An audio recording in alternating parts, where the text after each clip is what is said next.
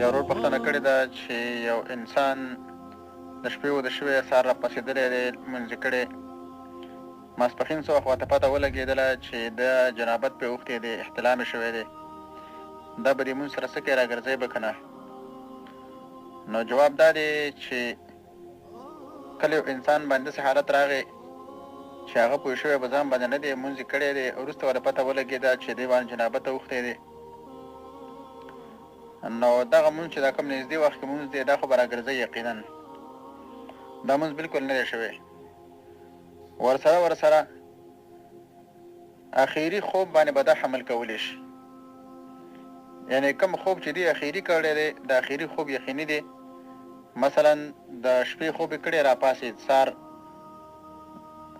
د سهار نه بعد بیا خوب نه دی کړی،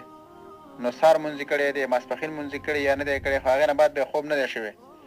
نو دا به حمل کولی شي په دې بېګاني خوب باندې، د بېګاني خوب نه دې خوا ته چې څومره لمونځونه کړي دا به راوګرځوي. که چېرته د سهار لمانځه نه بعد مثلا بیا وده شوی دی او ماسپښین لمانځه نه مخکې دی دا خپل ځان وکړ چې ما باندې جنابت راغلی دی، نو دا به د سهار په دې لمانځه باندې د سهار لمانځه نه بعد چې کوم خوب دی دا به دې باندې حمل کولی شي، نو که د هغې نه دې خوا ته د غرمې پورې کوم لمونځونه کړي دا به راوګرځوي، او که نه یې دي کړي نو سهار لمونځ یې شوی دی، نو هغه لمونځ چې د خوب دغې د عمل ته نږدې شوی دی د خوب نه بعده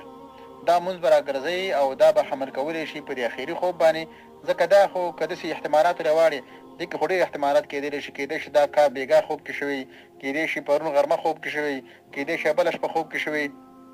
لیکن دا نورې خبرې ظني دي.